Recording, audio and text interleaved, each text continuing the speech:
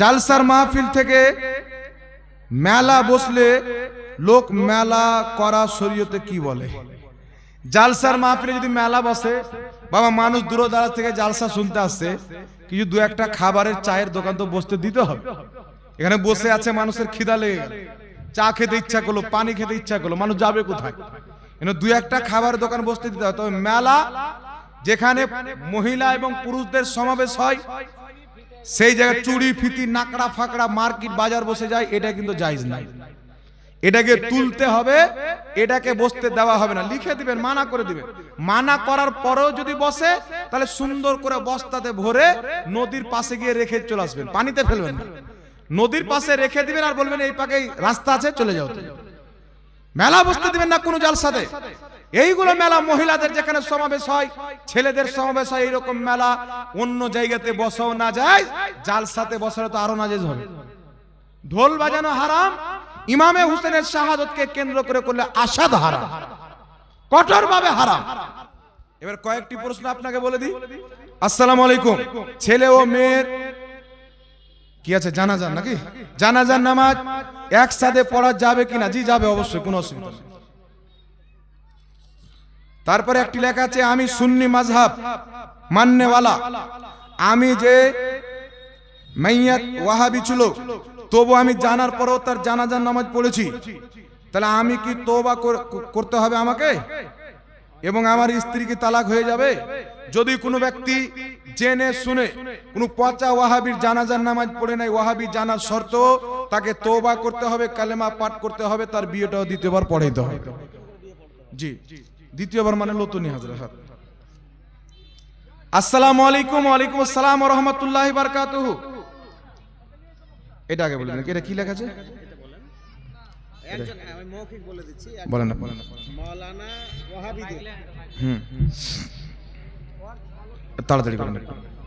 একজন মাওলানা ওয়াহাবিদের, সে কিছুদিন সুন্নিদের মসজিদে ইমামতি করেছে এবং কিছুদিন ওয়াহাবিদের মসজিদে ইমামতি করেছে। সে মারা গেছে, অন্য একজন সুন্নি আলেমে তার জানাজা পড়িয়েছে। তো সেই যে ব্যক্তিটা জানাজা পড়িয়েছে, সুন্নি আলেমটা, তার ফতোয়াটা কি হবে?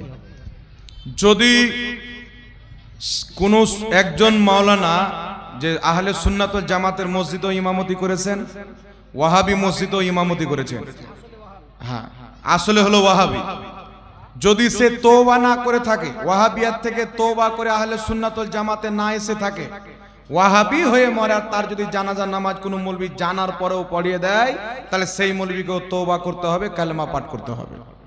কথা বুঝতে পারছেন? আর তার যদি বিয়ে হয়ে থাকে, ও মৌলবীর জানাজার নামাজ যদি বৈধ মনে করে পড়ায়, তাহলে দ্বিতীয়বার তাকে বিয়েটাও করতে হবে। তাজদিদে ঈমান যাকে বলে, থুবড়া করতে হবে না, ওটা আপনি করে নেবেন। আসসালামু আলাইকুম। ওয়ালাইকুম আসসালাম ওয়া রাহমাতুল্লাহি ওয়া বারাকাতুহু। এটা কি লেখা আছে গো? লা মাযহাবী ছেলে মেয়ের বিয়ে দেওয়া জায়েজ কিনা?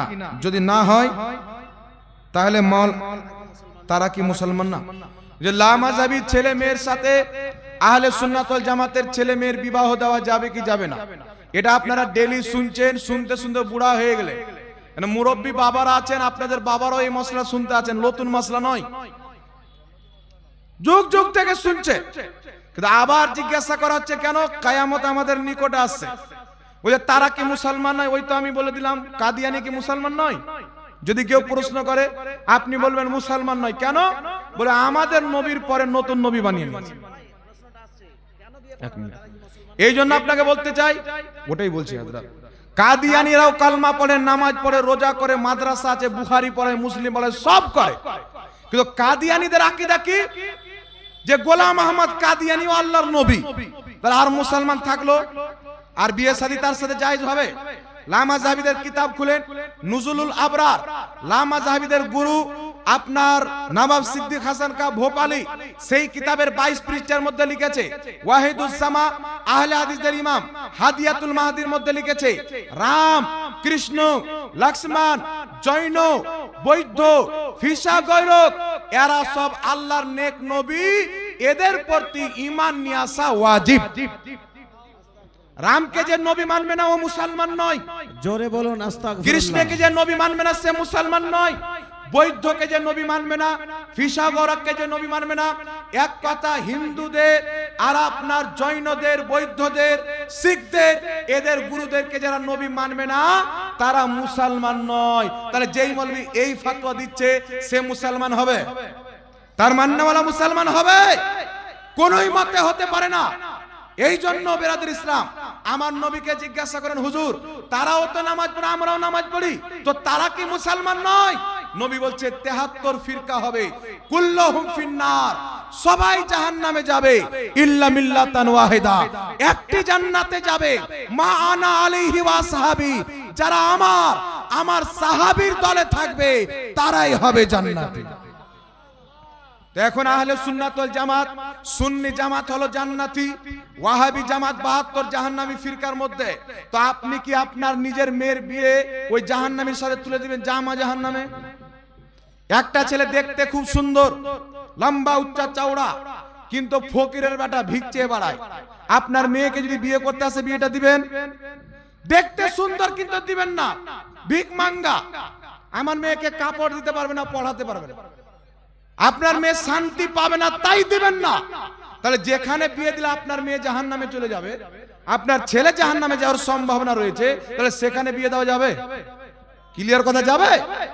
আর লামাযাবি বলতে চায় যে হানাফিরা মুশরিক, ওরা বলতে চায় যে হানাফিরা মুশরিক, আর কুরআন পাকে আল্লাহ বলেছে মুশরিকের সাথে তোমরা বিয়ে করিও না।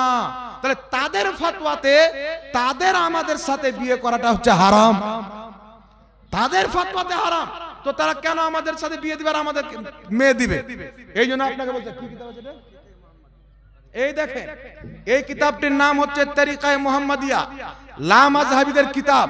এই কিতাবের মধ্যে লিখেছে যারা হানাফি, শাফি, মালিকি, হাম্বলি, এই চারো মাযহাবের মাননেওয়ালা এরা হচ্ছে মুশরিক, এরা মুসলমান নয়।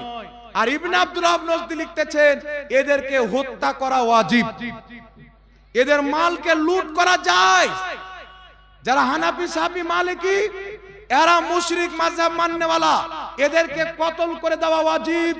এদের যে ধন সম্পদ আছে তা ছিনতাই করে নেওয়া হচ্ছে জায়েজ। এরপরও এরা মুসলমান আছে। আর ইবনে আব্দুল ওয়াহাব নজদির ব্যাপারে কি এদের ধারণা যে মুহাম্মদ রাসূলুল্লাহ ভুল করেছে? ইবনে আব্দুল ওয়াহাব নজদির কোনো ভুল হয়নি, আল্লাহর নবী ভুল করেছেন, ইবনে তাইমিয়ার ভুল হয়নি। এটা হচ্ছে ওয়াহাবিদের মত। তারা নবীর কলমা পড়েছে না আব্দুল ওয়াহাব নজদির কলমা পড়েছে? তো নবীর কলমা পড়নেওয়ালা, নজদির কলমা পড়নেওয়ালার সাথে বিয়ে হবে না। আপনি 93 বার দেন না কেন? আপনি দিবেন, আপনি জাহান্নামে যাবেন, আমার বাপ দাদার কি আছে?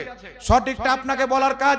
শুধু বলে দিচ্ছি না, ওপেন চ্যালেঞ্জ আমাদের পক্ষ থেকে আছে, যে কোনো মুহূর্তে বসা, আমরা বসে কুরআন হাদিস দ্বারা যদি প্রমাণ না করতে পারি, জুতোর গলা মালাই দিয়ে আমাদেরকে এখান থেকে বিদায় করবেন। আর যদি প্রমাণ করেনি তো মেনে নিতে হবে ইমাম আহলে সুন্নাত আলা হযরতের মাননে ওয়ালারাই জান্নাত। সুবহানাল্লাহ। আল্লাহ পাক বুঝার তৌফিক দান।